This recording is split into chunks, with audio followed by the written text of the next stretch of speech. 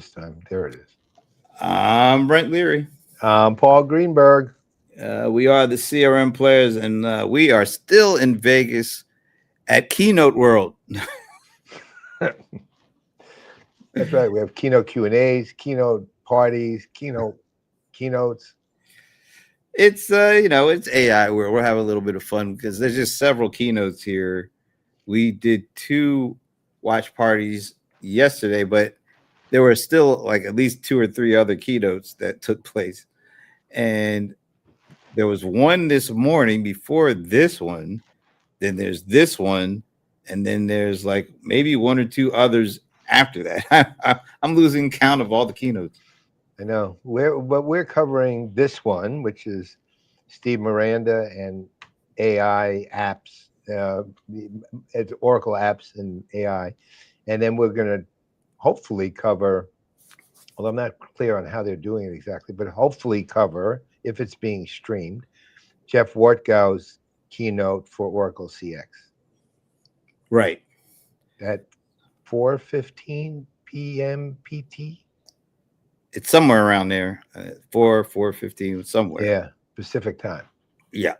So why don't we? Well, we're waiting for our watch party group to join us. That would be Brohammer and the Cowboy, aka Jon Reed and Brian Sommer, who should be in a better mood today since the venerable Paul Greenberg bought him a nice Dr. Pepper, so it made him stay there.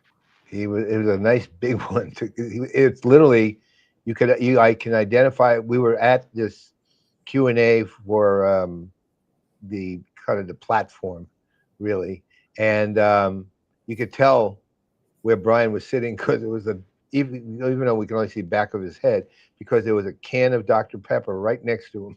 Right. And right at the point it ended, he ran out. So I went up and gave him his new bottle, and I know he is whole again. Got a little freeze up action there. We lost you for a couple seconds. You froze up on my end too. And speaking of the Cowboy, there he is, Mr. Sommer. Whoop! Now he froze up. Now you're okay now. Yeah, we're getting a little bit of intermittent freezes here.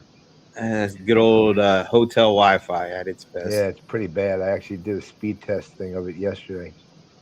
Yeah, it's not the greatest. They say it broke 10, but that was about it. So are you enjoying a nice wig of a Dr. Pepper there, Mr. Sommer?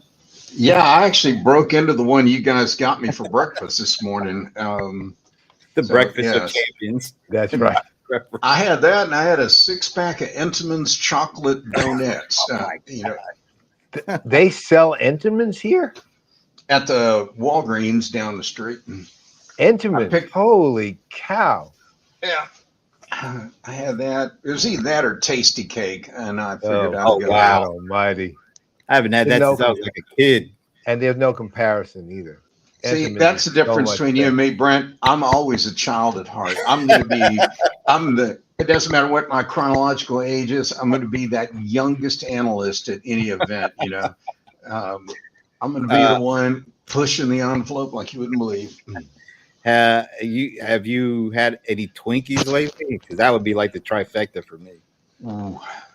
No, that's not, I don't know why. I'm just not that's not my thing. Kind of guy. Did they have other Entenmann? I'm interested in Entenmann's. Did they have any other Entenmann stuff there besides the donuts? Yeah, when you come in the front door, they have a freestanding giant pillar of product there. So, wow. I don't know if they have exactly what you're looking for, but they've got. When we were kids, it was the pound cake. It was the raisin pound cake. It was the cinnamon. I forget what they call it, the cinnamon streusel kind of thing. And there was so many Entenmann's, but Entenmann's was like, it was the best of the commercial staple baked goods. I'd agree. It's very well made. When I grew up, though, the thing we used to get as kids, we killed for was this thing called the banana flip. And it was a sponge cake about a 1/2 inch thick, cut in the shape of a football. Okay. Okay. And then you fold about a third of it over and you pump in that folded space a whipped banana flavored white sugary cream. Now, Wow. some at one point, one of the schools they just said you kids cannot bring those to school because the sugar rush that those kids would have coming out of lunch or recess was so great they were just unmanageable. But that was absolutely great to get one of those. I know. We were the same on the Entenmann side because moms and especially Jewish moms and dads would go to the store and bring home Entenmann's for the kids and themselves because they really liked it too, and it was easily available. It was a huge success. I think weren't we at a conference where the company that owned Entenmann's was on the stage? Yeah, but We were it had a different kind of name. I don't. Yeah, it was a big Brazilian company or something. Yeah, Limpo or Bimbo. Yeah, it was what was it? Bimbo. Yeah, Bimbo. That was it. They owned Entenmann's, right? Which is a little strange, but they also had some other brands that were like amazing and just wanted to put money into Bimbo stock, right? Right, just because they owned all these things that I used to eat.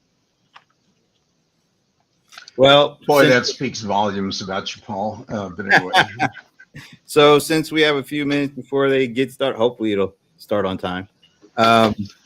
Any additional thoughts about what you saw yesterday and what you want to see during Steve Miranda's keynote? Brian?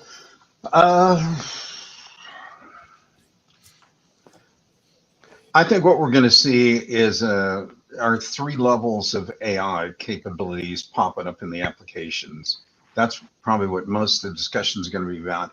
There are going to be some AI capabilities that just make an app incrementally more efficient or the user a little bit more productive. Then we're going to see another group that they're going to create maybe a agent, what have you, or an algorithm that's going to take that a much bigger step forward. The agent may be adding additional functionality and connecting to something external, and I would guess we'll hear an announcement about some kind of connection to some outside kind of solution.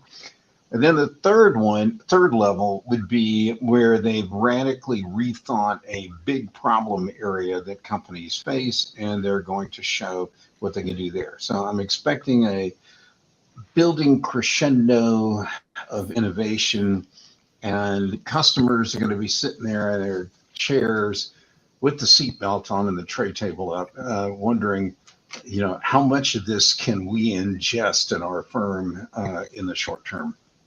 That's my guess. I have to say, crescendo of innovation is a keeper. I like that one. Okay. Well, let's make that the quote of the day then. Right. For all the listeners, tweet that out relentlessly. The crescendo of innovation. I got to write that down. Well, while he's writing that down, Mr. Greenberg, what do you want to see today? I like what Brian said, but I didn't really have that much expectation on this because, when I'm thinking, I saw, for example, we of you. Right. Well, that's fair. I'm retired, dude. So whatever, I don't really care. Right. So I saw what Salesforce offered. And the problem was I saw it right after what Larry was talking about. So it really looked kind of diminished next to what Larry was speaking of. And that's not really fair to Salesforce because that was apps, what I was seeing. Right. Yeah. And I'm expecting more in line with those kind of innovations that I saw the Salesforce offering, what we're going to hear today. I will hope that we hit to Brian's third level and that we see something that would radically redefine things. I mean, they already did that. I know, Brian, I forget the name of that company, Biofy, the ones who were doing. Yeah, Biofy's was a radical rethinking. And I doubt it'll be at anything as have the level of impact that Biofy is going to have with theirs, but something, let's say, in relative sense, will have that kind of impact, or that kind of make that kind of change would be really nice to see. Although my imagination doesn't extend as far as to imagine what it would actually be. Yeah, I'm guessing it'll be like each of the kind of applications will show off something specific and unique about their use of AI within the applications. But then I'm expecting some kind of overarching use case that has agents that will cross the application boundaries. And like Brian said, maybe the additional third party agent integration to show off all that in one kind of shiny, innovative crescendo. It's a shame. It's a shame we don't have one of those like hotel. Thank you for that comment, and thank you for your leadership. Anyway, I wish I had one of those hotel check-in bells, because every time somebody, one of the presenters, whatever, talks about, well, a new little incremental change, you get one ding, and then we can go to 2, and then 3. When we hit the 3, it's going to be buzzers and confetti flying down out of the ceiling and everything else. Hey, guess who's just joining us right now? The one and only Brohammer, Mr. Jon Reed. Yo, what up? How are you? Brohammer. Perfect timing, man, because we were just each of us saying what we hope to / expect to see in Mr. Miranda's keynote. What are you looking for? I'm going to sound like a broken record from yesterday. So sorry for the people that have been avidly watching every moment of our streams. Which is nobody. No, there's 4 of us. There's at least 4. Come on. We're signing autographs afterwards. You know, we're the 4. So who are we going to sign autographs for? Well, Steve's job is to do 2 things, right? First, he has to cover a slew of applications news that's been released today. Specifically, there's things like the agent marketplace to involve partners and agent building and stuff like that. So he's got to cover some of that news. But I think the bigger thing is it's time to kind of fill in more of the pieces around how customers get from where they are now to where the vision that we heard yesterday from Larry came from. So it's time to fill in some practical steps. But we got to do that in a way that's entertaining, right? Because we don't want to go to a teach-in here. So let's see how he does. But I know one thing. I talked with Steve on Friday, and he can't wait to go home and heat up some popcorn and watch us go at it over his keynote. So we got to deliver for Steve today. Well, let's just say we're starting on an interesting footing, given his refusal to come on our show, to come on CRM Playaz. Yeah, that's not the kind of crescendo we've been looking for. We have tried this for 3 years to get him on the show. We literally did a public plea on the show, and the footage was sent to him by Rob Pinkerton. He saw it. A trusted source. And yeah, Rob. We can say it was Rob Pinkerton, but and he's still no sign he has any interest at all. So I don't know about tell the truth, guys. Would you want to be on this show with you two? I can't. Well, you are on it, So I don't know about that. But I don't know about this. I don't know about that, but what I do know is that unlike some executives, he's going to be sitting down afterwards and watching this. Oh no, I'm glad. I mean, that mitigates. Oh, he says. So we need to bring our A+ game here. Okay. I want to see him. He's got to leave a comment to know that he actually watched it. And Brian, that means I'm looking for 110%. I want the volume. I want the volume to go right to 11. Absolutely. Wow. Right to 11. Yep. I wonder how many people actually understand that reference at all. Oh, I mean, there's a new Spinal Tap movie coming out, so it's time to you're kidding. There is? Yeah. I've seen the commercials for it. It's like same. Wow. I think they're all there. Same people. The too. original. Wait. The entire original cast. As far as I know, they're like 35 years older. Dude, they got their shot, man. This is way to go. Mm-hmm. No, I mean, it was a great movie. I love it. So I'm gonna pop up the screen and let you all enjoy the fabulous music that's going on here. Oh, nice. Okay, Brian, your turn. Mm-hmm. I'm sorry. I'm so mesmerized by the FD statement. That's your turn to read it. It just captivated me there. It's transporting me to an all-new AI reality that I've yet to been able to envision in its full grandeur and glory. So Paul and I will get a chance to speak with the person responsible for this design intro, Miss Jenny Lamb. Can't wait. Yes, absolutely. Yeah, you and I saw her last night. Charming Well, individual.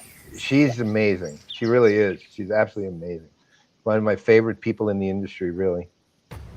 I'm in awe of designers who can do what she does. How business gets done. Decisions are faster.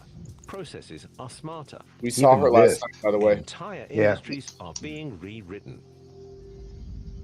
But AI is only as good as the data and technology behind it. That's where Oracle comes in. I want Sam L. Jackson doing one of these voiceovers at one point.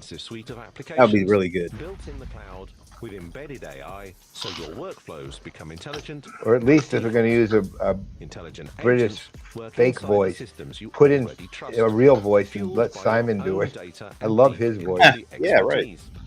From finance, Or like Benny Hill. supply chain, You imagine like Oh, you yeah. did a Benny Hill voiceover to banking, With the music as the lead in. healthcare, That'd be awesome. utilities, manufacturing, and more. As I'm AI also going to be curious rewrites as the to, rules, even though CX Oracle has its puts you own in thing control. later, how much Oracle AI Agent play he Studio gives lets to you create CX agents at that all. understand your Because usually business. it's been The underwhelming. AI Agent Marketplace opens a world of trusted, ready-to-go agents built by partners, certified by This is a Oracle. rather long intro video. Touchless finance, Yeah, well, that's the end of the talent keynote that when this finds is you, over.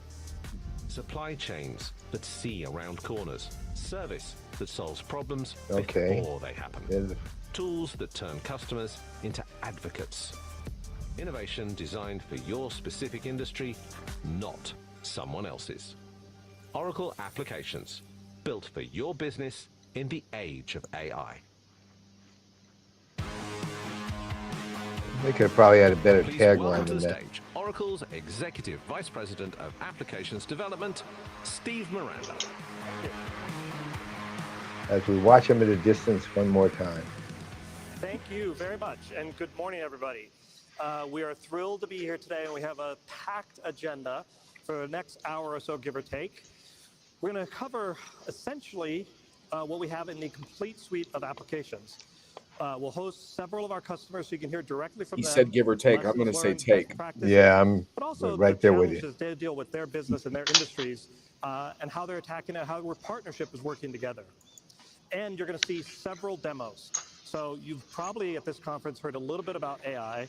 We're going to talk very little about AI, but we're going to try to show you a lot of AI, so you kind of get a sense of what's coming and what you. All right, I kind of like that. He said we're not going to talk a lot about AI, but you're going to see a lot. I in your install. kind of like in that your little turn of applications phrase today. there. So the way we're going to break it down is we're going to talk about first everything you need, the completeness of our suite, and why that's critically important. Then we get into the new announcements with innovation that matters, some demos and demonstrations of products, and finally talk about our broader partner ecosystem and how we, Oracle, are committed to your success as a customer. So part one, everything you need. Now, I've talked Wow. about this before, but really in the age of AI, this takes a heightened importance. So what do we mean by everything you need? So first off, we have the most complete set end-to-end of applications available. Not only what's generally thought of as horizontal applications, so ERP, HCM, supply chain, CX, but also industry-specific applications.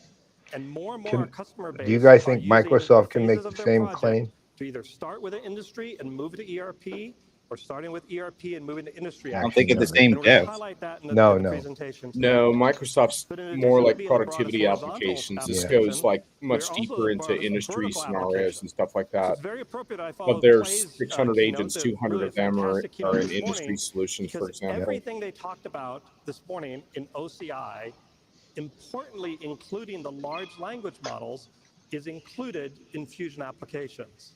So all of you as our customers, you've been updated to OCI, you get regular updates to the software components, you're moving to autonomous database, you get all the improvements in security and speed and reliability that OCI gives, and now very importantly, because we are the host of all the large language models in the world and the training, those are available, and those are what power the AI that we're going to show you within the applications.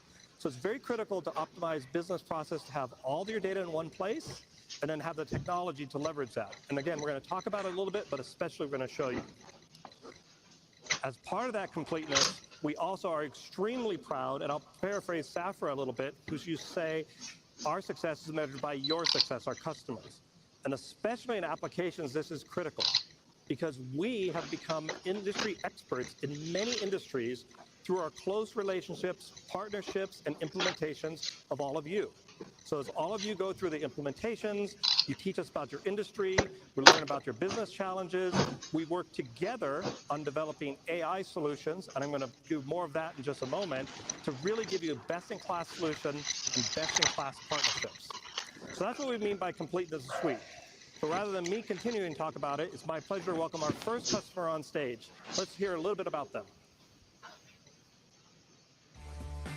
For over 100 years, Milwaukee Tool has led They the do industry make good with tools, innovative man. solutions that redefine Absolutely. performance, productivity, and safety for the professional trades. I'm not The company big has on pioneered tools, but the breakthrough ones I have technologies are and all services them. that empower tradespeople to excel on the job and return home safely each day. That same spirit of disruptive innovation has transformed how Milwaukee Tool operates. The company recently completed the rollout of Oracle Fusion Cloud applications across its US and Canadian operations, reinforcing its ability to deliver innovation at scale and meet the evolving needs of the skilled I've got trades. quite a collection of tools. I've rebuilt car engines. I've repaired my dryer probably Please welcome to the stage 6 Chief times, and Information Officer at least of once a Milwaukee year I Tool, got to replace Mark parts on it. Molitor. And they're all Milwaukee tools. I've got, no, they're not all that, but there's quite a few in there.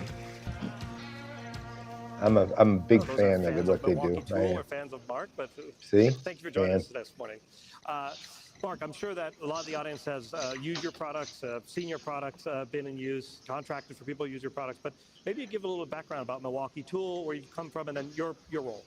Sure. Thanks for letting me be here. Excited to share our story with you. I wonder if he's related to I'm Paul, Mark Muller, Chief Information since he's in Officer at Milwaukee. Tool, Actually, responsible for our not out of the technology question. strategy and how You we're know what? digitizing Might be. the corporation. If you don't know our story, Milwaukee's actually over 100 years old, but we've had explosive growth over the last 2 decades. Back in 2007, we were just $1 billion company. Today, we are $10 billion with 25,000 Wow. employees. We That's focus on the really- I am not. professional trades, Yeah, not. You know, honestly, I'm not plumbers, surprised you electricians, did. mechanical They're just contractors. really, And really we're known quality. for pioneering breakthrough technologies that help I'm always them surprised when I work come to more one of these productively events and safely and I hear these on the job companies that site. I've never heard of And we before, and they continue to say push stuff the like that. boundaries It's as like we try to amazing how many leverage and provide businesses are solutions for out things there like that are killing it like emissions that. and noise. There is no commercial And we're now outlet also that trying sells to tools leverage that that doesn't same carry disruptive them. technology in our business operations, which is really where Oracle starts to come into play. Wasn't that That's where really an amazing Tim the story. So Tool 100 year Man old Taylor company, was really, based out of a long time to go Wisconsin? billion, but then a fairly Seems short like time to go 10x from $1 billion to $10 billion, which is incredible growth. So maybe talk about, in that context, what are the business challenges that you face here at Milwaukee Tool, big picture, and what are you dealing with in your company? So I'd say at Milwaukee, we are hyper-focused on growth. And we think about innovation and speed as being 2 of the key enablers to accomplishing that growth. So when you think about that, driving efficiency and scalability into our operations is one of our key challenges as we go forward.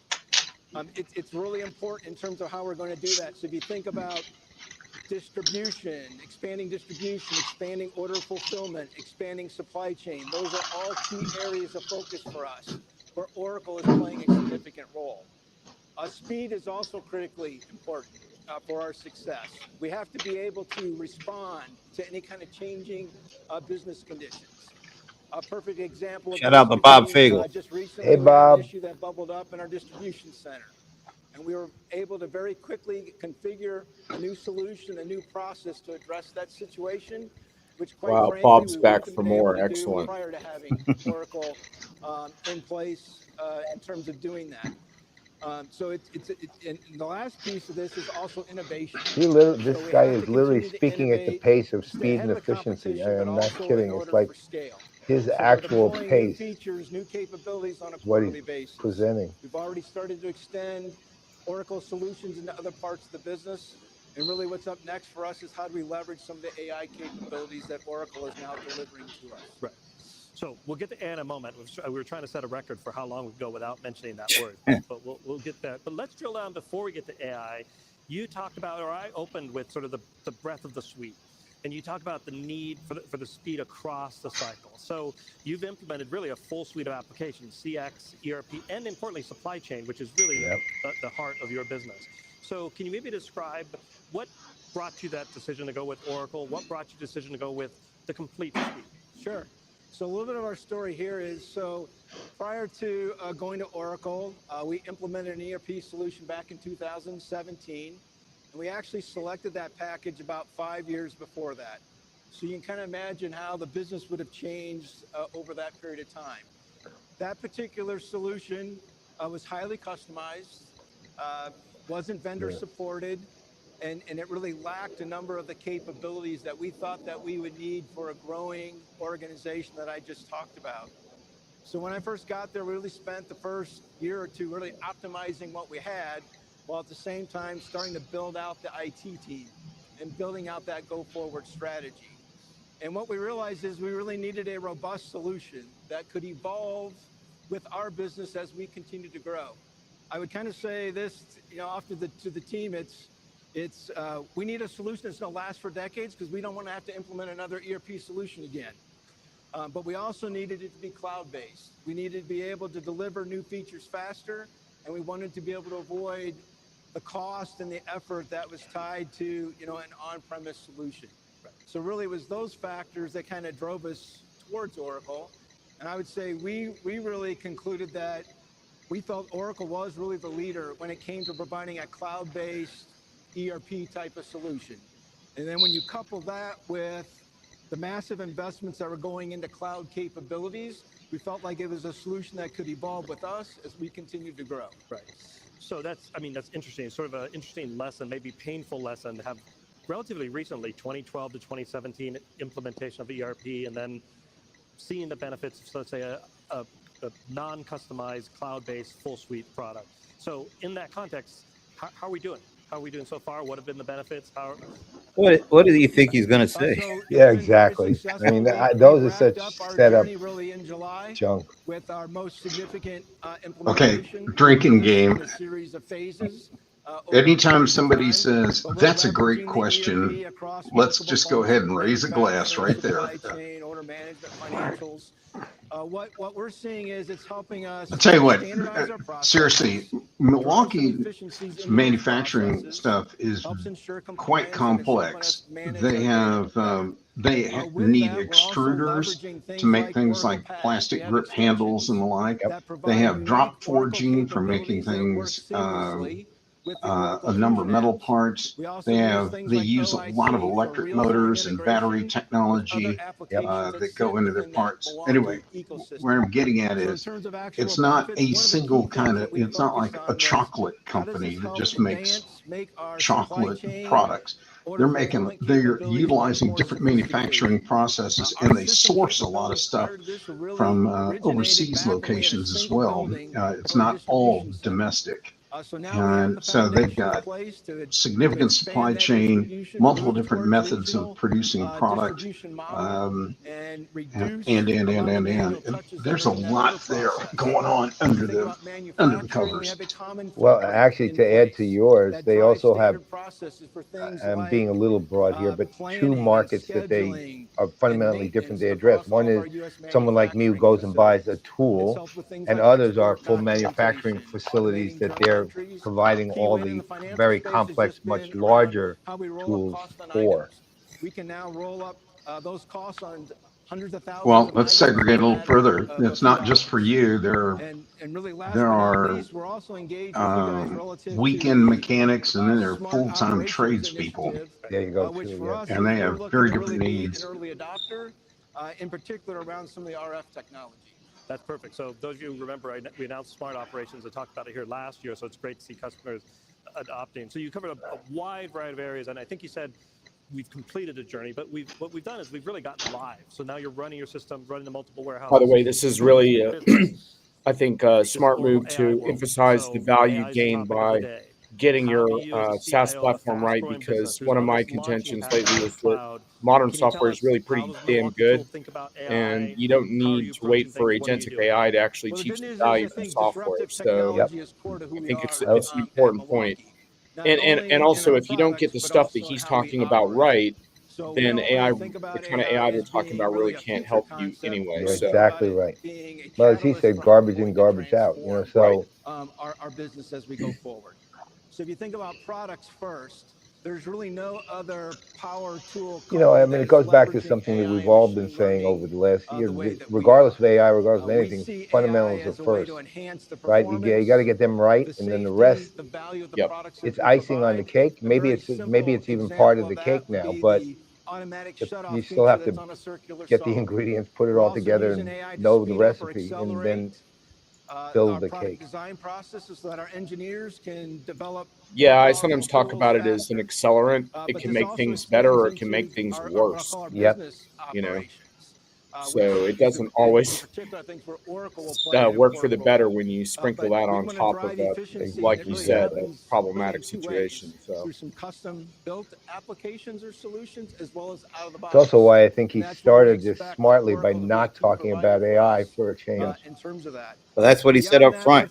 Yeah, he was right too. You need to talk about the operational fundamentals here too. I mean, they matter, especially in apps. We modernize our core operating platforms.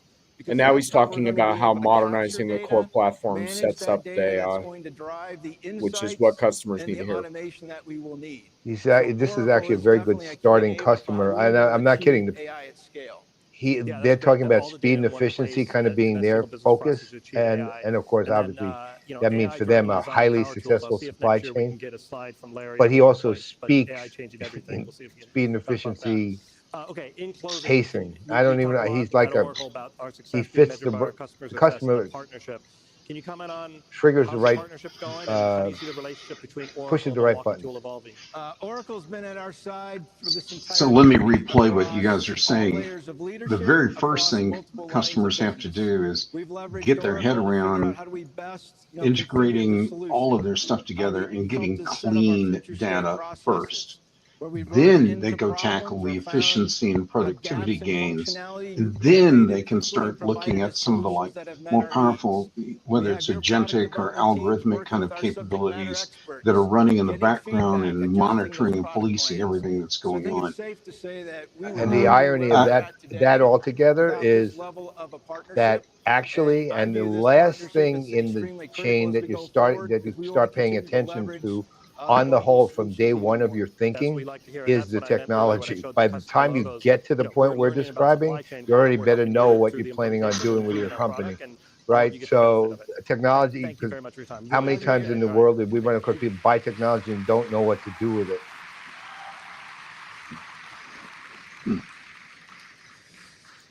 Okay, so innovation that matters. So now I have a correction to make. So last year I stood on stage and we committed that we would have 100 plus. Oh, and I bet you have more. Maybe 600? 600, I think. Yep. I bet there's even more than 100. Oh my God! What a shock! And then throw in the 100 that the partners built. You know what was and nice the countless ones that the customers built.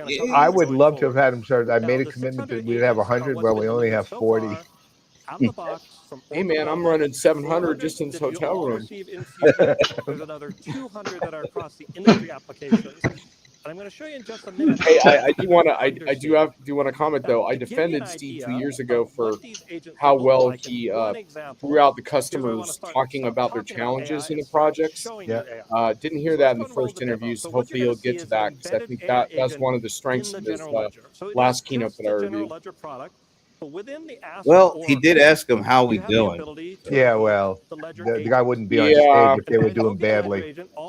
Something tells me that. Oh, you're doing terrible. In fact, we've just dumped you for Salesforce, and they don't even have supply chain. That brings up the context of the AI agent, and you set a threshold. And again, this is one example of what you can do. You can set a variety of thresholds throughout the general ledger across anything you want to label. You know what? All these Now, agentic in this agents are particular starting AI to agents, what it's sound to doing me is like behind the scenes self-learning monitoring microservices. for that variance. So it's a constantly running agent. It's not like you have to kick off a report. I mean, it's not like the I've never finance has to seen ask IT. And when it in these fact things finds that before. It's variance, just you typically should do it just a someone moment. had to do them. You go to your inbox, and there we have it. You have a Maybe new the alert biggest on the development is variance.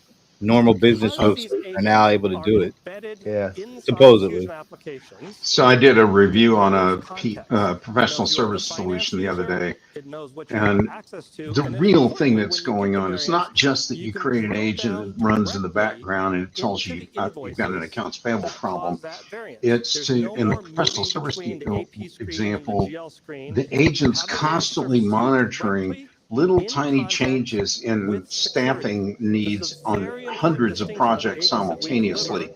And versus so agents that are built it can outside of an alert you, application, which you it can have to alert code the some context, you have to master create it in the scheduler, UI, if you will, embed that it there in the is Fusion someone applications, and unexpectedly took include it in the paid Fusion time off, applications. or One a example of AI project has agents now where you can slowed down drill and down moved and its take action end date directly. out further, So and that's it's just one recommending very all these new brief courses example of action. and one very brief It's usage so of the general big ledger in what agent. it can do in its scope, However, as we and go it's running forward, in the we're making background. significant That's what makes progress this in background our agent customer stuff base. so And I'll start as fascinating. always, we adopt It's not agents just within Oracle itself. run in the We've background. Let me know adopted when I have an over alert 150 on like an different accounts payable deal. AI I think there's features better at examples that could Oracle have been for our end users to utilized. make ourselves more efficient.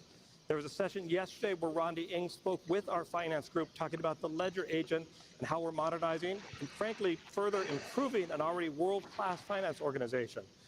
We've done tremendous areas in HCM, including areas that really weren't in the product.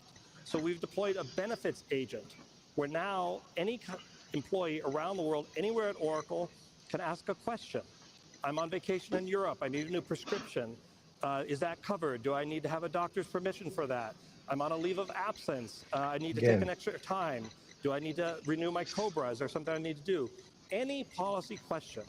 Now, we've done that importantly in the way all of the So AI if I call this a we've self-learning ingested the data from microservice, Oracle, so that am I Oracle wrong? policy Am I document. right? Am I missing However, nuances? all the What am I doing? security, What's all the wrong with service that? levels that we have with you, with Well, your it's data not. and Fusion, This is one of my remain in bugaboos place. about AI, but it's In other not words, Fusion does self-learning not use your in the data strict sense to because train the you AI can't constantly agents. So retrain the what Larry talked LLM, and the yesterday whole about point of Oracle's combining strategy is that internal they don't data, put like that the stuff benefits policy, in the LLM with anyway. the external So reasoning and what's powers of being large constantly language models, updated is that's whatever what we're they're delivering pulling the with the data large from, language like models. it's probably a vector With the AI database agents. And then or the a final knowledge piece, graph, and so that as an information is example, getting is updated customer constantly. support. So in that So sense, we've started to yes, deploy agents both So the in agent for is essentially deflection. So if you taking go new and log an data and SR, you now get right. an immediate response reorganizing based on itself. the AI Right. searching So our knowledge the base. agent is being And provided so to with help behind the scenes, our new support data, agents and more you're trying to rapidly present respond it in and such a answer way your that the questions. agent takes the We're new seeing data and improved says, "This is accuracy, the data improved that I should speed, run with," and no surprise, we're seeing and better feedback from you that's what on the the so-called SRs by context deploying engineering AI is all agents about, is across making sure support. that So those are not three only is the data examples, up one to in date, but it's finance, one taking in the HR, up-to-date one in data and customer not the data from experience. 3 months ago, which you don't But want it to take. that's just a small So there's all sampling, kinds of because ranking across the things that entire go into customer that in base, terms of making we sure have that they see the right customers who stuff. are big But and can small who are will it deploying be AI capable of agents correcting today for benefits its across the system. process? It says, okay, well, this Now, I data said there says I was an got to asterisk change on the how I'm 600, actually and that is looking very at it, much an period. understated number. And I have to change, instead of Because going this way, I got to go this last way. year we talked about AI agents. Yeah, it depends, Then but some agents in can the shift winter or gears in the on spring what in London, processes they're we announced what we executing. call It Agent depends on Studio. how you design it, And Agent because in many Studio allows cases you you to might, take the the way Oracle has pre-delivered set it up, agents I that we wrote about provided this in today Oracle. actually, you You might can want to modify insert a them, and I'm going to human show you that in supervision just a step to minute. have the Or human in fact, you decide, can create like your if own they want it to agents. change the process or not. So it might come to the The human Agent and say, Studio hey, now has should over we push this 32,000 inventory to this other region or certified whatever? experts And through then the OU. human would say, yeah, let's do Many that. of our partners, So it depends on Oracle how Consulting, autonomous you want and that to frankly, be. many of our customers have So a gone, better done the term would be online actually training. So self-optimizing not only are we microservice. having Oracle development build I would say, AI in my agents, personal opinion. already No, we have I'm 32,000 people trying to figure it all out certified to here. build So AI agents. I trust you. So capabilities from being able to do self-optimizing agent teams, microservices. tools so you can access business By the objects way, directly, topics so you Apple can just constrain says the AI that agent you as far as can what get they're the working new on, Vision Pro the with the credentials allowing you to M5 chip modify which large and the language more model you use comfortable and embed it band, directly into the starting at only application, then $34.95. monitoring and Oh evaluation. wow, $34.95. That was what we did Yeah, last year yeah. announced agents. You try that one. In the Yeah. winter, we announced Times Agent 100. Studio. And at this conference, I'm proud to announce we now have the AI Agent Marketplace. And And there's what the Apex marketplace is, we have over IT. 24 partners Is that our buddy already signed Jerry? up for the marketplace. Yeah, No. they're Each one of the these launch partners. They were in the have chat No. yesterday. Jerry is certified by not Oracle Apex Development, IT. at least Right. 5 agents He just uses that are available Apex. to the Apex agent IT is that marketplace. So for you, Minnesota-based Fusion company that's customer, been around for we like now 100 have the years. I used to 600 that I work with talked about those guys before, when they were doing plus PeopleSoft. Agent Studio to build as many as you'd like. We plus we the heard Agent from one of the Marketplace, launch partners, which Apex, already during today, the and we're Right. just launching during the today, CX have 100 analyst plus briefing. Right. And That was agents the available Apex to you, IT guy from all Minnesota. included. Right. I No mean, that's what extra the company was charge. from. I don't You know see about him. agents that you want, you copy it, you move it into Agent I literally Studio, and you worked with deploy them in it. the 90s. I am Okay, not but I kidding. said we're not going to talk about AI. We're going to show AI. So what does this Agent Studio look like? Let me try to walk you through a demo for Agent Studio.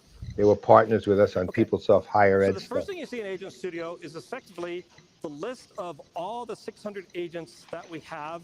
It's sorted by the product area and the type of agent. In addition to the 600 now, you'll see across the top the marketplace. So there's 102 that are available now from all of our partners. And again, this is the day of announcement. So we've got 100. I promised 100 last year. We've got 100 in the marketplace alone just today. You can drill down into a particular agent to see what the agent does and have a verbal description of it. Or you can modify the agent. So I want to deploy an agent. What I'm going to show you is creating a purchase order from a supplier requisition. So I want to automate that process. So let's drill down into this it. is pretty I have cool because capabilities this for agent will teams, this which will allow show me to people who haven't orchestrate a seen it, workflow, like which how I'll show in a the moment. human I have supervision different part agents that can I can be choose from, or different put in. I objects. think he's going to show that I here. can have different tools at my disposal if I want to build or modify the think. agents, so I can review all of those at my disposal. And I can search for different pieces, including MC2 Right now, he's protocols, just sort of etc. surveying I the have topics, marketplace. again, to constrain the How agents. to All look. this is pre-seeded for you. It's sort of point and click. I can go and modify the prompts if I want to adjust how the agent works in a little bit more precision, adjust the prompts. The credentials, so this allows you to do integrations if I want to integrate my agent with Google or others. And then finally, I have measurement of the agents, all of which completely available to you with our pre-seeded Our buddy templates. Bob. Hey, buddy. But what I want to do in this case is I'm going to drill into the agent, Just which sounds again, and can look take a cool. requisition. Okay. How come you say And that, it's going Bob? to, from that, By the way, requisition, this create a purchase monitoring and order. evaluation stuff, I wrote I about want this to see what today it too. does. So That's first, I big got to find the because supply chain. they're one of the only And I vendors want to that make has some really made that modifications. monitoring and And in evaluation particular, what we're tools going to show available to you customers. is And the that's a way big it's deal configured out of the to box, see where agents really went for right, purposes where of they the went demo, wrong, what the is problems to take were. the upload of an image, You can't create the optimize, purchase order, to use your and word, send an Paul, email without to that a human for information. And verification. I've been really Now, frustrated about I how don't many want to do vendors that have right now. I'm stonewalled new me to on AI. that I'm a little topic bit this year. nervous, so I So look at the workflow. Oracle What got I that really one want right. to do is I want to have a human in the middle. Well, it's a Oh, real. here- Oh, here's Go ahead and here's I'm the gonna human in create middle that. I example. simply double This click is on the pretty cool. workflow. I click the little plus sign, and I create a human in the middle step. And why am I going to do That's that? cool. So that in the user Yeah. interface, as the agent's creating the purchase order, I can have a human review it. Now, again, frankly, that's So more you for can the purchase order essentially demo, so you can actually insert see the amount of something happen. autonomy If I you create want an in any agent given that does it process, automatically, which I think is a really but I'm smart going to way do to it set it up, automatically. actually. So I'm going to So create when it human in the reaches middle going whatever forward. step in the And then I'm going to process that remove the is, preceded Yep. step it will automatically at the direct end, it which to is either a a specific workflow human or a email category of humans or confirmation. whatever.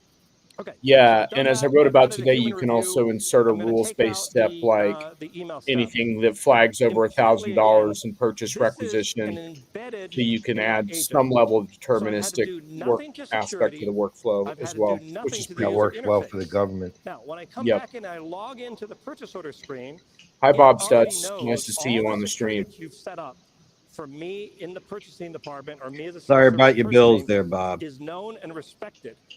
So when I go here to the agent and I invoke the agent, I don't have to worry about any of that. The I'm going to agent convert already them knows to that. I giants simply now. create Now we have purchase some order hope. requisition.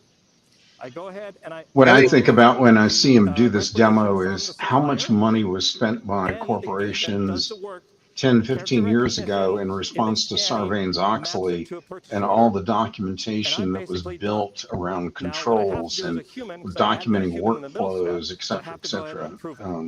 It was Documentum's heyday, I'll tell you that. Touchless through requisition, and that is one example of 600 that we've delivered, plus 100 that our partners have There you go, John. plus, frankly, whatever you want to build as a person. Now, to give you an idea of the speed of all of this, let's just recap. So 2 years ago, we just said we're going to have agent assistants. We added those to the product. Then we said we're going to have agents. We said 100. They're running out of room on the chart. 600 plus. We didn't even talk about Agent Studio. We hadn't introduced We'll that talk in the to middle of the Jenny year. about it. She'll fix We it. didn't talk about Agent Marketplace. We've now introduced that, and it's taken off. And again, to give you a further idea, No trough of how much it's disillusionment for gone, we have a Oracle. hackathon here for customers and partners on Monday. It's all straight why don't we up. roll the video I to give you know. a little flavor of what the hackathon Nothing looked like. but good. Nothing but net. You are all here on the ground floor, really building the next generation of applications, and it really starts with agents as a foundation. There's a lot of energy in the room. There's a lot of people learning. I'd have to say this class has been very helpful. They're going to need a lot of energy in the room. They need, what, 1 billion watts or something like that? 1.2. I'll just take a bottle of water. Okay, so if you want an idea, It's still kind of interesting that there's been no real mention of these big partnerships with like AMD and all the kind of the big talk about doing this stuff under power consumption constraints and all that. Sorry, I'm just surprised that hasn't been at least addressed at any of these keynotes yet. we said we were going to deliver 100 agents at the hackathon on Monday.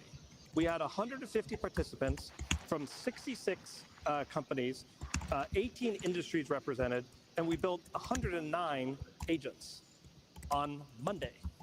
So I promised 100 last year at the studio. And when I say we, that's being generous because it wasn't Oracle. You built 109 on Monday.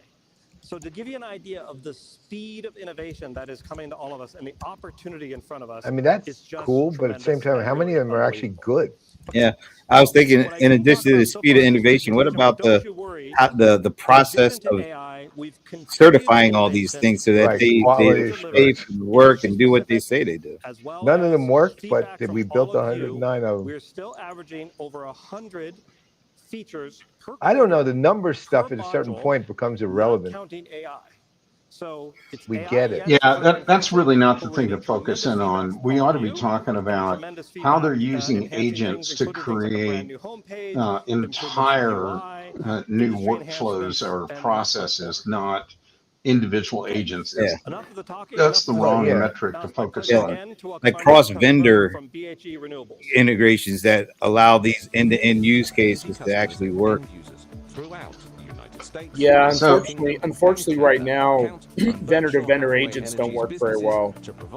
So I would argue that you don't want to emphasize that all that much. But like what the Apex team was talking about yesterday was how they were getting a lot more luck building more end-to-end stuff within Oracle, Right. and not trying to work with a bunch of third-party agents. And I think that's the message you might want to be driving home right now, is that the breadth of your end-to-end capabilities make it possible to do that, which is something that their partner was emphasizing with us. So we haven't heard much of that today. And I think Brian's right. There's a point at which you just don't want to emphasize volume. You want to emphasize specifically how you can get things done. Yeah. To be honest, the point's now, like in this speech, right? I mean, he talked about 600 agents, 100 agents, 109 agents on Monday. Fine, it's fast. Renewables. Can you give the audience sort of context of the company, large scale, and your role in particular? Sure. I'm Matt Finnegan. I'm the president and CEO of BHE Renewables. And as you saw in the video, we're an energy provider. So we've got over 5,000 megawatts of generation across 10 states in wind, solar, hydro, geothermal, gas assets. We're part of Berkshire Hathaway Energy, which is a larger collection. They own a collection of electric utilities and gas and transmission providers across the U.S. and Canada and the UK. So 13 million And we're going to customers shut the for power grid when Berkshire Hathaway appropriate. Energy. You and I met as I was in my prior role I oversaw the implementation of ERP system conversions, other large IT system conversions at Berkshire Hathaway Energy companies. I'm actually not an IT guy. I'm a mechanical engineer. Been involved in a couple of billion-dollar construction projects on the mechanical side, and you see some similarities between the two on what's the keys to success from user engagement and design. So on the mechanical side, I've got engineers and maintenance and operations staff walking down systems, getting familiar beforehand. On the IT side, I've got users involved in design and sit testing and user acceptance testing. Training on both cases is important, both before and after deployment. And then making sure after it's deployed, we make it work, and then we make it work better. So you've got enhancement projects and engineers or IT staff ready to do that. Right. That was very interesting. You talked about, getting down to the line and training. It was in Keynote yesterday. Was talk about getting, was it the best people who know I was the watching job, people both. who do the job. And so, can you tell us? Is that what retired people do? Is what are again the big watch keynotes from We've talked big industry? Yeah, I'm industry watching Salesforce here. Definitely a highlight in our industry. But how does your industry perspective and challenges for you guys? Yeah, we ought to give I could talk a viewer about the on challenges from Ray Wong AI Award of the day for the most agent virtual workforce. attendance Maybe I'll focus my comments on activities data, what I'll concurrently. call Phone of the year. perfect informational awareness. Yeah. So if I can have all of the right data, if Matt Finnegan or whoever has all the right data, and I pair it with the right personnel in a timely fashion, I'm going to make the best decisions for my business. And so if I think back, 20 years ago in a power plant, if I had a plant trip, if I wanted to know what actually happened, I would walk up to the control room, 5 minutes of doing that, look over the shoulder of the two control room operators and look at the trends they happen to be pulling to see what happened. And over the next 5 years, we started digitalization and you'd get historian data, and it's literally a game changer. So now I've got data in the hands of a dozen engineers at that plant, and I can do multivariable trend analysis, and I've got valve position, and motor amps, temperature, pressures, and I can much more quickly get to the solution to get the plant back online. So how do when I talk about opportunities for the business, how do I cascade that across all the other areas of my business? So if I'm in supply chain, we order 25,000 transformers a year. Okay, so wow. A lot of utilities we have. Yeah. So rather than last year we ordered 25,000, so we're going to tell the manufacturers this year we're ordering 25,000 because last year that's what we used. Now we've gone a little deeper into the planning using data and looking at transformer health to say, here's exactly what we think we're going to order next year. Right. Puts us in a better position with those suppliers. They can better plan their work, and we get equipment cheaper, and we get it faster. So how do I do that across finance and safety and other areas to use that data? Right. Right. Well, that's what I liked about when we talked earlier, the fact that you've sort of crystallized it down into information, the accuracy and timeless information for so many things, business decisions, safety of the employees, forecasting. I mean, one thing, let's get the information right. So with that as the context, maybe it's a little bit self-explanatory, but you also have run a very complete suite, including HCM, ERP, field service, and others. How's that going? What has the completeness suite meant to your business and that mission for that timeliness of information? It'd be a good demo is if he would go from here and integrate IoT technology and digital twin technology and explain how he's using agents to kind of mix in and play with all of that stuff. We did other work as well. So that's the kind of thing the ones that we did at Salesforce, Charlie Isaacs are more would do. mature than we are now, but with some of the more recent ones, but going well. I've gone from having SAP and PeopleSoft and EBS into one system. So there's natural benefits from that. Then having the benefit of having Oracle do those quarterly updates to features and functionality and the security updates and the speed that comes with that. But kind of the reason, one of the main reasons picking Oracle is, Larry talked yesterday about the whole ecosystem. Yeah. So for us, there you go. On an end-to-end view, maybe I can walk through an example. Absolutely. And again, my constant theme. I was hoping Sommer was going to walk through an end-to-end example. Yeah, there's your end-to-end, pipeline Brent. technician on the East Coast. end to end, man. Companies of this magnitude, every day. that's And I can walk into pretty much the direction they almost need to be going in. I can start to just drag and drop those into my queue. And then I can initiate work with the click of a button. I can get parts ordered or reordered with that work. When I complete the work, I, again, click of a button after I've gone on my route. But what did that do? I took, number one, it's doing it a lot more efficiently than it was before. I took a lot of paper out of the process. So from handing out work orders to doing timesheets, this is automatically populating from those actual work clicks to go to OTL and put it into their timesheet. It's feeding the charges over to the projects themselves. So a lot more efficient, a lot less work, better cost for us, more efficiently. Well, and that's a great example when we talk about. So that's still focused heavily on the efficiency part of this. Yeah, go through that example because that's, you know, a fairly normal everyday occurrence. But yet, if you had different systems, well, the work order comes from one system, you pass it to a field service, you get to the time card. It's just enormously complicated to hook these things together. And so, what have been the benefits so far? What does the business say? What do the users say? How does your view from executive management? Just the integrations themselves have again, provided efficiency for us. And it's just exactly what you just said. You know, again, some of these are newer, but having them all in the same system, if you think we just had a major deployment with one of our utilities on July 1st, and the fact that we've gone now with, say, 5 companies before that, the first company had it the worst. You know, these are tough to begin with. But as we've done this over and over, now I've got one common system that everybody's using. I've got standardized processes that everybody are using.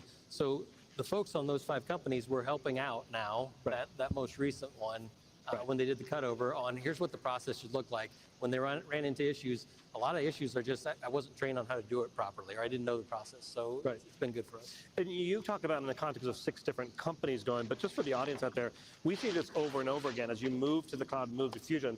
As soon as you establish that process with one line of business or one business unit or one geography, it just gets way easier because then everybody just plugs in and sees the benefits. So thank you for sharing that. That's great for everybody. Okay, topic of the day, clearly AI. Business leader in a large, expanding, frankly, AI-related company and industry. How are you approaching Why the is AI, that frankly? view? So massive opportunity, of course, for us. If you I'm always if you were mystified Alan, by we'll the say use of 2 the English years, which is language. an eternity ago in AI. But that would have been Maybe he's talking a year about after somebody the named Frank That'll Lee. be right And I in would have charge of told you, AI efforts at we're looking at it. BHE. Yeah, No, that's not basically doing what much I at that said 2 point. years ago. Yep. If you go a year ago, we were probably at, we're using a lot of third-party applications. But I will say in the last 6 to 9 months, an absolute explosion at BHE in terms of use, whether it's, you know, using Microsoft Copilot or some of the other embedded applications that you have. So if I look at the HCM module, if I'm an applicant and I want to go to our website to look for jobs, there's going to be 100 jobs or more listed. I can upload my resume and the Oracle AI tool will say, here are the 10 jobs that most fit your skills and experience. Mm-hmm. If I'm in the supply chain management module and I'm doing a bit What if you don't want one of those jobs? The AI will say, here, you had these folks on the potential bidders list. Here are some more that you can add to that potential bidders list. Right. And then we also got involved with you on our last deployment in conjunction with Accenture and Oracle to build a tool that we could ask in natural language. Okay, again, training and business readiness is a big thing. So the users could go in and say, how do I fill out an expense report? How do I fill out a timesheet?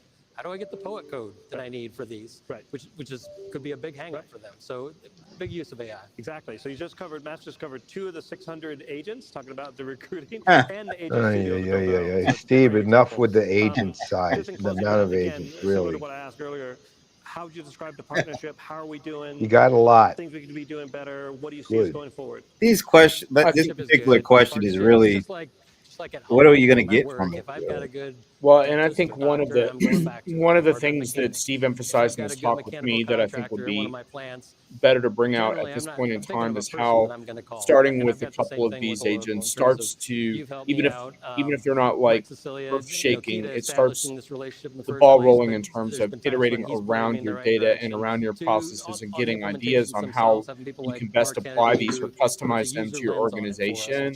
And so if I were on stage right now, I'd want to be guiding the conversations in that direction to say this is a starting point, and that's why it's important. And like you said, the volume of agents isn't core to that at all. No, it's also the points made. You don't need, doesn't literally doesn't well, and that was kind of something what Bob's saying. I was thinking the same thing. The examples were the of how do I fill out a timesheet. Right. You don't. See, I mean, see, you don't even need a bot. But see, that's but actually, that's what Steve's trying to get at is that you do need that because you need to start getting familiar with how these tools work so that you can iterate and expand upon them. Well, no, that's what you're getting at. Yeah, but that's not right. Exactly, Right. 100%. That point wasn't made, so then you don't understand why Context is completely wrong Yeah. because it comes across like, so what? Why would I need AI for that? Exactly. It literally is like a 1-minute learning process. You got it. You got it. Absolutely.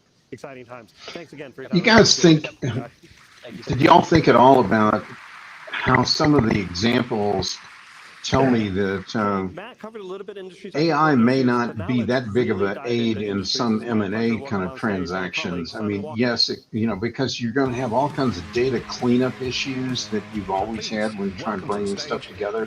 It might make an implementation go a little quicker, which I think Steve was trying to make that point. But I'm not sure it takes it all the way home. No. By the way, Paul, this is your guy, Simon de Montfort. We're going to talk a little That's bit about him? some really practical He's use. frightening. It didn't say his middle name.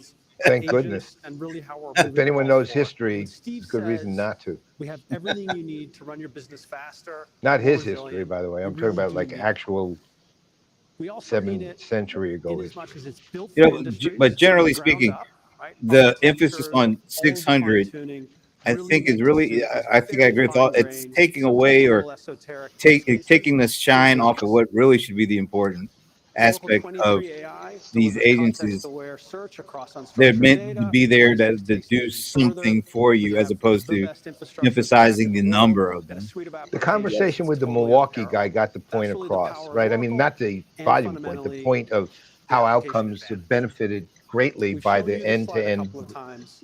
and especially in Look, supply chain, which I think is we are the always only a company in the mission-critical world that has approach to this take much depth. and to discuss. AI everywhere across This the one platform, from the did not. infrastructure level to the applications. All right, to take guys, I'm going to full miss the advantage wrap everything of that's all possible wraps. with AI. I'll have to catch it Oh, on replay. damn. No one else I'm needed Well, you get- has downstairs. anything that matches All all right. of this.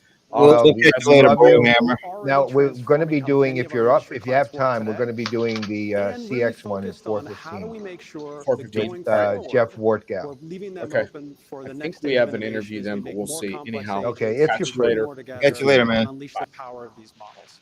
It's one seamless connected platform.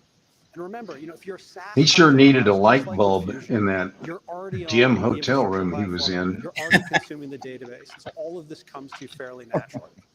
And so what we typically see, especially in the industry applications, But you know what? where I don't want dealing with very to fine-grained issues and kind very of say that specific Oracle's the client only one that does that. is that when we connect all this They're together, not. we get A to lot a of point folks, where they doing try to a single overwhelm insight from a very with singular piece of the data numbers can kick off as a really opposed to complex chain really of how automated, all this often stuff, really all this AI stuff, intelligent work how we're that working helps you work to help smarter, helps your you customers be more achieve satisfied, whatever the hell it and is you need to ultimately achieve. improves the Right. quality I of your mean, product.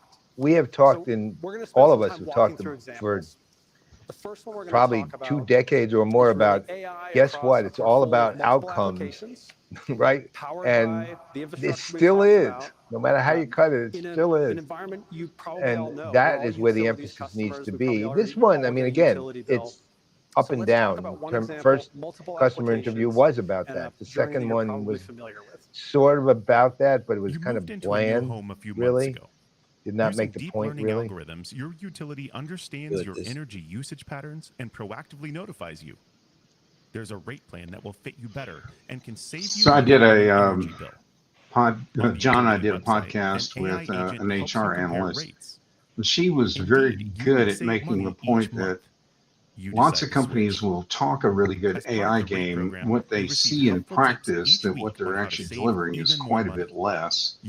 And so I think, and anyway, her whole deal was the amount of experimentation that's going on is still significant, but you can't be fooled or lulled into thinking that the adoptions are going through the roof. So I'm not surprised that we find folks who are long on on aspirations of what they want to do with AI and a little short on what they're actually utilizing at the moment. They're still ramping up and skilling up, and you even heard that from the last speaker that folks are still trying to get comfortable with the technology and figure out what to do with it. So I don't think we should expect someone to go rebuild the pyramids of Giza in using AI in one night. It's not going to happen. Well, and not it's going to only take time to build it. To your point, whatever a company's making, it's making. The real issue from, I think, our standpoint is what Oracle is providing as presenting to make their point, as opposed to what the customer is saying to make his or her point, right? Because ultimately Oracle has a big point to prove. Larry's speech obviously proved it in spades yesterday, but that also sets the expectation level off the roof, like just sky high for what going forward, what's going to be expected of Oracle as well. And this, like, I guess this is Mike's successor. And even what he just showed was, very consumer focused, but it's useful.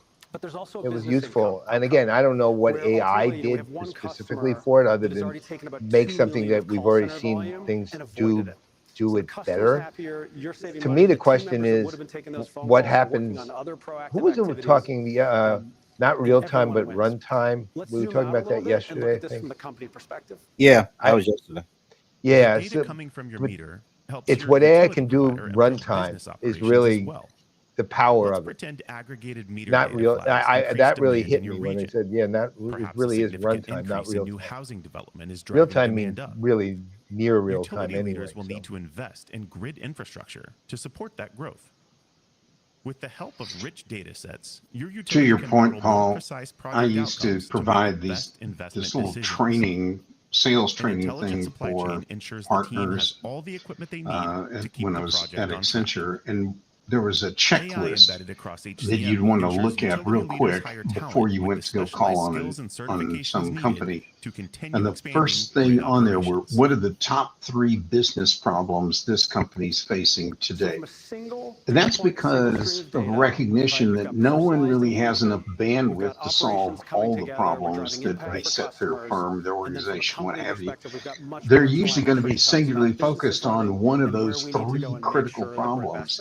And I think that's, to your point about what the focus ought to be, that's why I think you and I and others on this podcast, we're so focused on what is the problem you're trying to solve for the client first. And then we can get into, is the technology a fit for it or not? Yeah. I mean, and that's been a historic, I'll call it requirement, really. I mean, many years ago, I remember I had a guy call me up and tell me about a client of his that called him and said, look, we just bought $4 million worth of PeopleSoft CRM software. What do we do with it? And that's an extreme, but that was not, that was maybe not at that level, but that thinking was frequent, and it still applies here. It's not, we have AI out there now, what do we do with it? It's what are we trying to solve as a company? How will AI help us in solving that, if it can? Right, and that never has changed. Otherwise, so while the presenter here, while he's talking about their industries, I'll give really good nod to Oracle here. They have an incredible breadth of vertical market coverage. And what they were able to use from all of their acquisitions over the last 30 years or so in the application software space to round all that out, build it all under Fusion, and now, add all the AI capabilities to it is really quite impressive. We knew they would talk about health. This is the segue into some of the things Larry talked about yesterday. That this is, all powered by the Cerner stuff and the like. Pretty impressive. Oh God, yeah. No, look, I'm not underestimating it at all. Even if I'm critical of some things, I am in awe of what Oracle is actually doing right now in the world. I'm in awe of it. I'm absolutely astounded, delighted, and at the same time, just mind blown at the level that, especially what Larry presented yesterday, but even here, the quality of the actual technology they do have. And at every level, but not just AI, and also their approach to AI, period, which I am on. They have, to me, singularly, the best single explicit approach to AI in terms of how they provide it of any company in our universe. It's documenting for the dog. So one of the things they could be doing from a marketing perspective, if they wanted to play this way, is if they could show the audience what they spend on R&D for their application products versus what competitors, application software competitors spend in their total R&D. Then it's not just that the numbers are dramatically different. Then you add to that what they spend in R&D on all the infrastructure items, what they've spent on OCI, and on hardware, and they've created a machine that can that's how it can create all these innovations in all these different verticals and serve in all these different global markets. That's what makes them really hard to dismiss in any kind of software evaluation.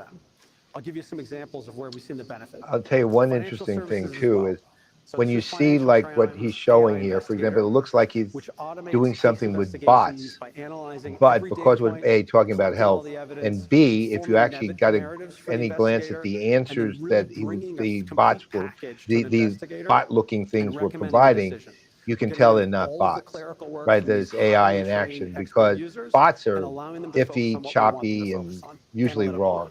These are detailed, long, and available. They're not searching for anything. They're immediately available, right? It's really, it was very significant difference in terms of, even though I'll call it physically, visually, it looked like a bot. But the level was just. In the subcontractor example, we have 10,000 chats in 90 days. 70% of the users were able to self-service. We pulled those calls out of the call center, out of the support center, and ultimately saved an experience for that subcontractor. Financial crimes, same thing. 70% reduction in manual tasks, and far better results, right? I wonder what SAS is doing about all that. These are not kind of complicated agents. We're SAS. committed to removing. Well, I just remember they were really big on identity theft and financial crimes and all this other stuff years and years and years ago. I haven't heard their name in years. I mean, I've heard their name, but not in any meaningful way. Yeah, it's kind of fell off the grid. Pretty completely off the grid. A little bit. And talk about some really practical. He's nothing like his great-great-great-great-great-great-great-great-great-grandfather. He's really likable, this guy. Two leaders from longtime Oracle customers who embarked on major application transformations. Entertainment is That's really funny, actually. They're doing this at the Venetian. Exactly. Has transformed the Las Vegas skyline and reimagined what a casino hotel can be, bringing together unforgettable spectacle with it seems like service. Anytime there's a conference in Vegas, one of the customers or examples is a casino. Yep. But the problem is all these videos are just the PR, the classic, crappy, boring pedestrian videos you see from when they're doing their own ads, like Mandalay Bay, or it's the same damn one. Helzberg has curated high-quality, fine jewelry befitting life's most meaningful moments. Helzberg is consistently recognized for superior diamonds, ethical sourcing, expert craftsmanship and services, and it's actually not a bad jeweler jeweler that hasn't wavered since the first store opened in 1915. Today, Helzberg is using the power of AI to delight customers. It opened a year into World War One. Right. Yeah, I don't think the diamonds were ethically sourced that year. Senior Vice President, Technology at MGM. This is really funny. Chief Information Officer of Helzberg Diamonds. Thanks very much.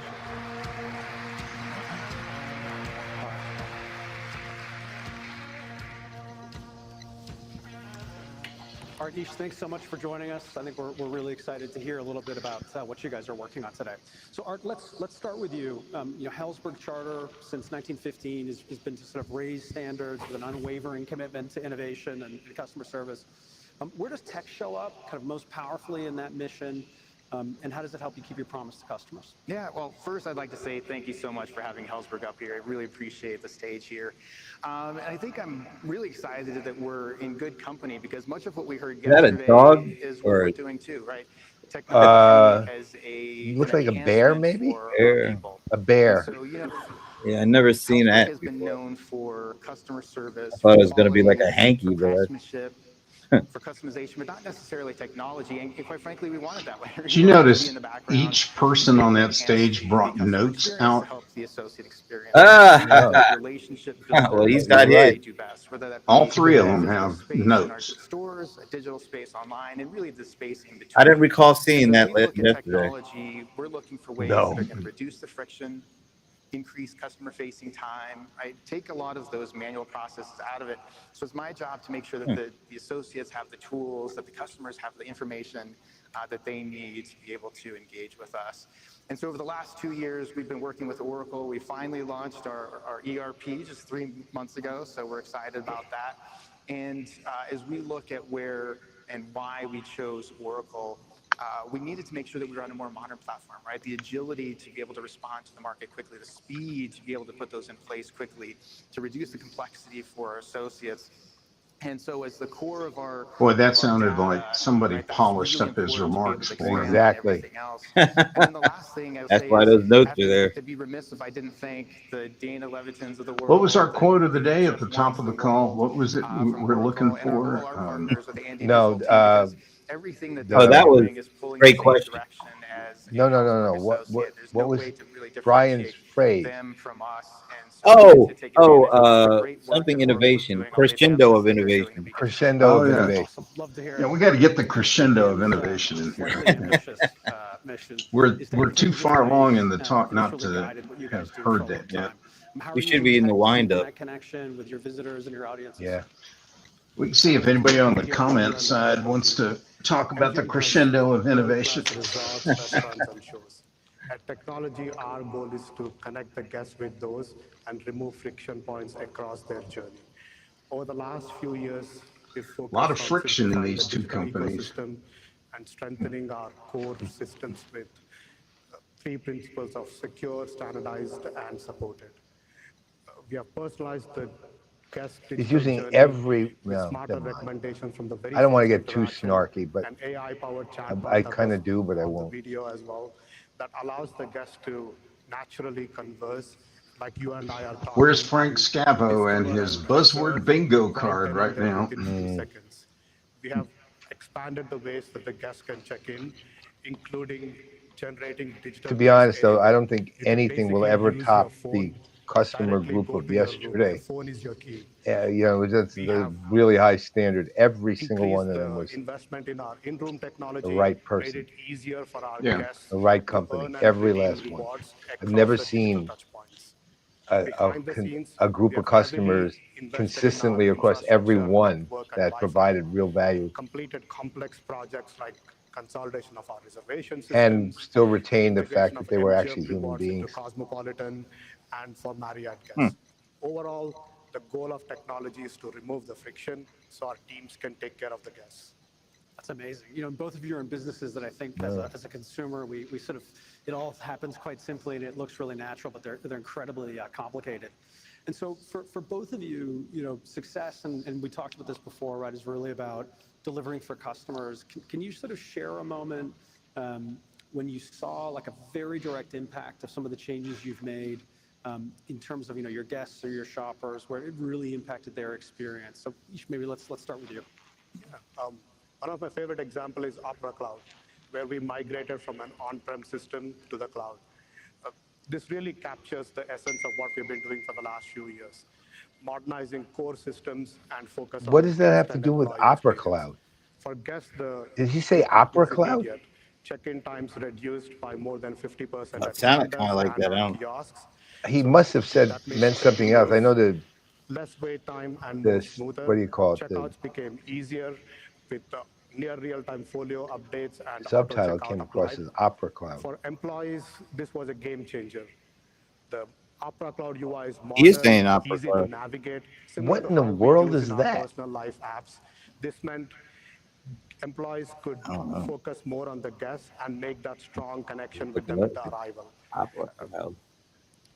It was a very complex project for us, involving multiple teams and hundreds of employees Oh, across it's a thing. technology, business operations, and property teams. We collaborated very closely with Oracle's engineering, Opera product, Cloud property and management. implementation teams. Okay. Huge shout out to Chetan and Tanya and their teams for working with us. Park MGM went live with zero disruption to the guest. It was a very proud moment for us because it showed the investment in modernization and improving foundations can have tremendous impact on guest and employee experience. That's amazing. That's amazing. And it was I remember it was a complex rollout as well. Art? Well, I'm hoping that very soon, after our 3-month ago implementation of Oracle's ERP, we'll have some additional examples to be able to give. I'm confident with all the advancements we're making, we will. And so I'll back it up. We've been on a 4-year journey on our digital transformation. And about 3 years ago, we had implemented our CRM. And as I said before, a lot of what we're doing is to try to get speed to market, right? That agility to be able to respond quickly. And so as we looked at what was ailing our associates, right, that to try to give them more customer-facing time, 2 of the things that came up were the challenge that they had with our current clienteling application and the very manual process of getting product that wasn't in their stores. And so having just implemented our CRM, we were able to find a partner that was able to bolt onto our CRM and be able to get that done in a 6-month time frame to get to pilot and then a couple months more for GA. And so, you know, that's the kind of thing that couldn't happen before. And so as we can have the core systems to be able to help us to do that, it helps to make sure that those associates are able to have that meaningful relationship with their customers, to get more access to the things that will matter to the customer, to help that relationship grow even deeper, to help them celebrate life's meaningful moments. And so the exact same application allowed us to look at the endless aisle option as well. So now our associates have access when they're clienteling with that application for all the inventory that's in our stores, distribution center, our drop ship.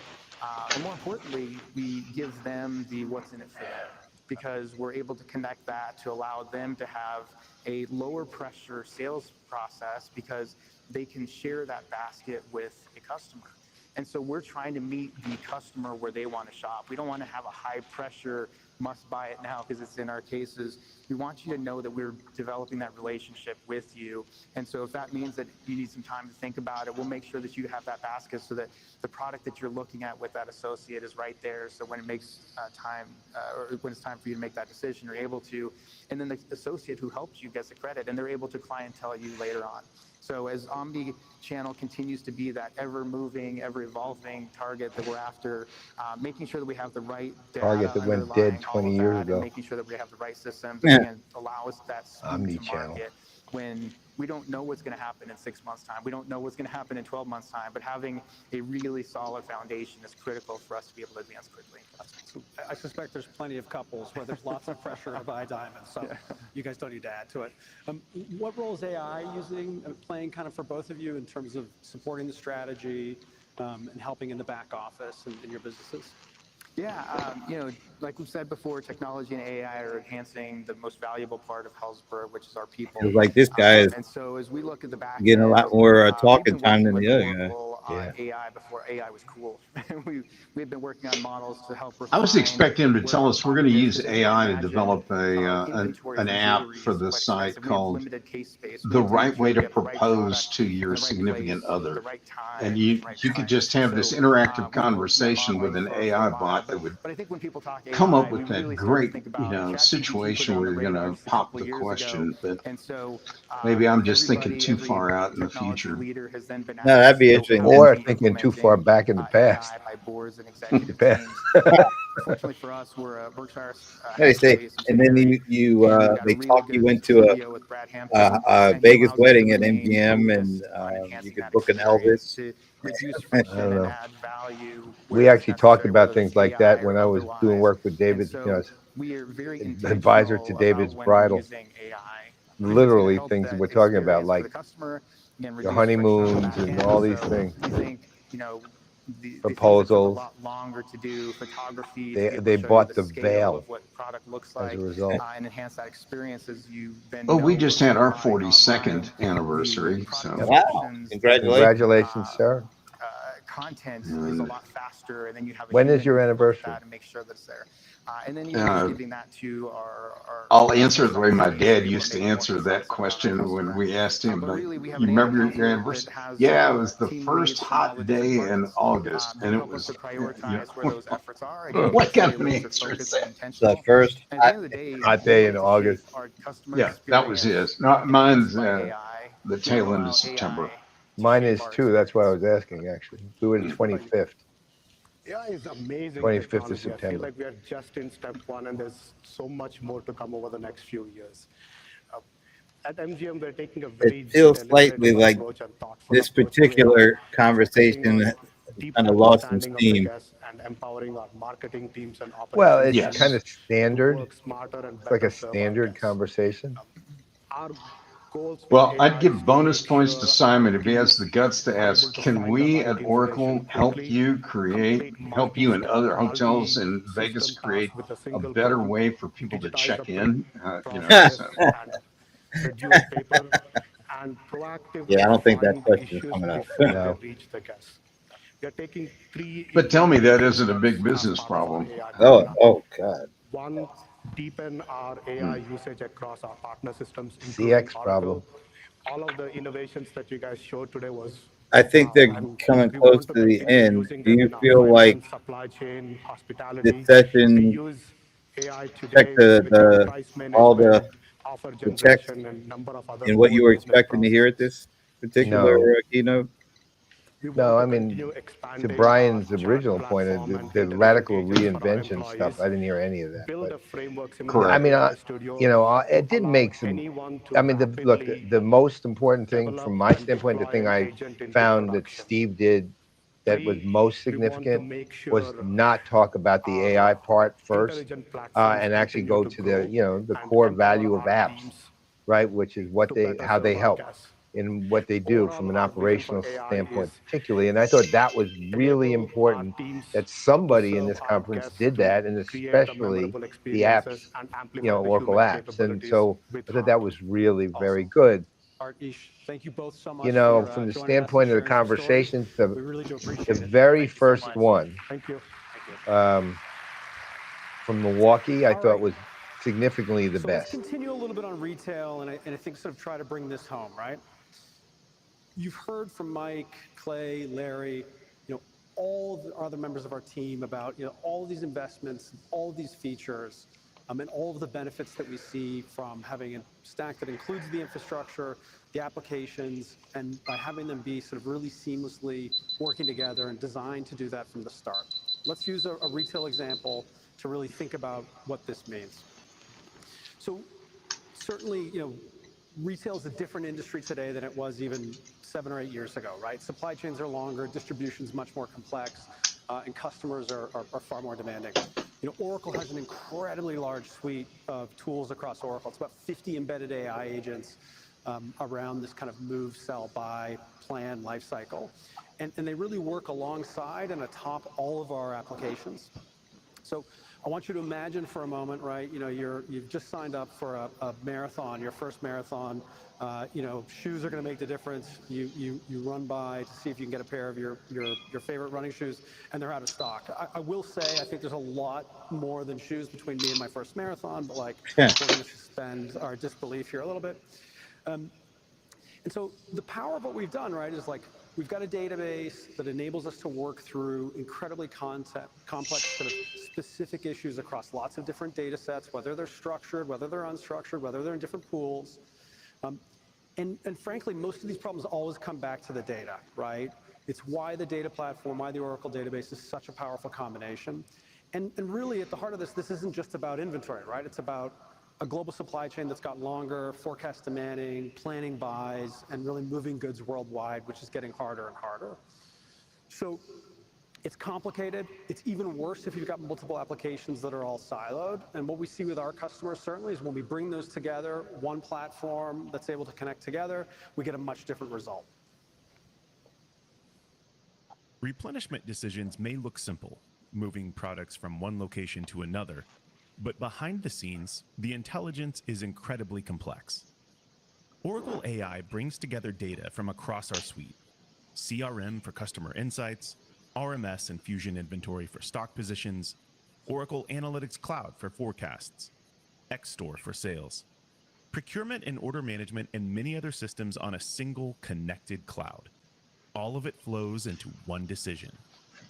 Have you seen the result? Joggers selling faster than expected in Shreveport, automatically flagged for action. On the right, AI turns complex calculations from across the enterprise into a clear, transparent recommendation. The result is clarity and speed. Thousands of data points across dozens of systems distilled into one simple action a planner can take with confidence. So one platform, agents working across lots of different data sets, lots of different applications, and it's really only possible if you've got this complete stack, right?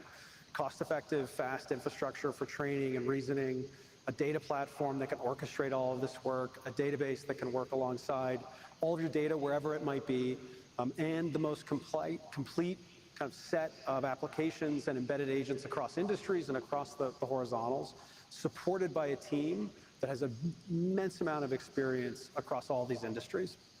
And of course, we shouldn't forget, right? We deliver it with security, with privacy and sovereignty. So this isn't just powering retail. It's not just powering healthcare. It's financial services. It's public safety. It's energy. It's really everywhere. Connected data gets to better outcomes. We mean it when we say we've got everything you need to run connected data faster, gets to better smarter, outcomes. and with more resilience. That's actually a Let's good welcome one. Steve back to bring us home. Thanks very much. All right, we're going home. That's tomorrow. Great job. So hopefully you've got a sense of why we're so excited with everything you need, the innovation that matters. And really, this is a chance for me to say thank you and our commitment to our success. And it's thank you to a couple different constituents. First of all, our global partner network. So none of this would be possible without our partners, our implementation partners, partners who help us with development, who give us feedback. And for you, the customer, be assured that there's a community out there that's experts, not only in Fusion applications, our industries, as well as AI. So just an incredible thank you to our partners. Also a thank you to our customers. So I've talked about how the hundreds of features, 80% of those features come from customer feedback. So your input in Customer Connect on ideas is used and uses us to drive our products and really bring it home. And then the final slide, just a reminder, I know we're Wednesday about midday. There's still a couple of great solution keynotes in HCM and CX. And of course, you have all the demos, both for what you've seen in the agents, as well as the horizontal apps and the industry apps in one area in the World Hub. And then the final thank you For years, I've done this, and it's a shame that it's the first time I said thank you, but all of my content, all of my slides, all the demos, Casey Merced and her team, Natalia, Martin with the demos, and Deb, really, really make this easier, and hopefully it's very informative to all of you. So big thank you to the team. Really appreciate it. Everyone enjoy the conference, and we'll see you tonight. All right. So we can drop this. All right. So initial thoughts and impressions. Cowboy first. So I think viewers have to put something in perspective here. I think it's a little tough for Oracle to find customers to bring out on the stage who are doing really radical transformation stuff because the tech is new. That's the first problem. People haven't had really time to bake it in, but I was writing down a list of all the challenges that customers have to get to this point, and it's far from complete. So they've got garbage in, garbage out worries because of the mess of stuff they've got in their old systems. They have a lot of systems diversity, which creates different definitions and meanings for elements. And even though you can technically mitigate some of that, the problem still remains because of the diversity. They have unfinished merger and acquisition activity where that you end up with all kinds of piecemeal systems and patchwork spreadsheets and other kind of things out there.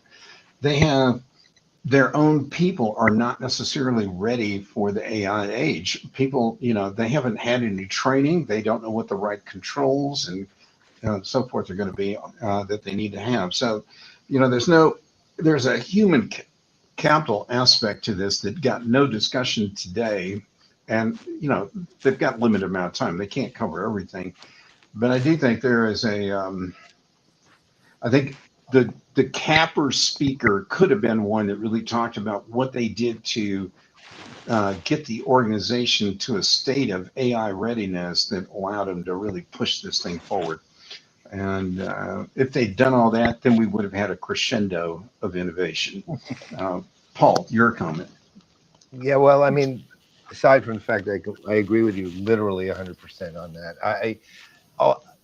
And it's sort of, and not in a heavy way, but in a mild way. It sort of doesn't emphasize what almost the entire rest of the conference was, which was the human element, right? Which is the fact that these are augmenting human activity. They didn't really emphasize that in any way. That probably should have been more of that. On the positive side is what I said a little earlier, which is I thought Steve's de-emphasis of AI to set the stage for the operational side of the applications was really important. And it's important because you have to remember fundamentals in all of this, regardless of all the stuff that's going on out there around AI and so on. Where I think it could have been better was when and this goes to, again, me emphasizing ecosystem of ecosystems, and because tied to an ecosystem of ecosystems is a platform, and this emphasized the apps as apps, and then the customers didn't, and they were kind of talking across the board, but the presentations kind of did. It didn't really talk about the end-to-end per se. It talked about we have this, and this. But the customers luckily kind of tied it together a little bit, even though I thought the strongest one was the very first customer, as I said, from Milwaukee Tools. The other ones were okay, but nothing to write home about, so to speak.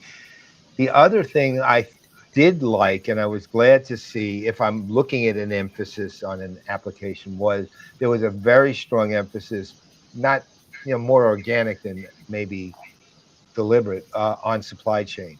And I always think that is way more important than the effort that's made to present it.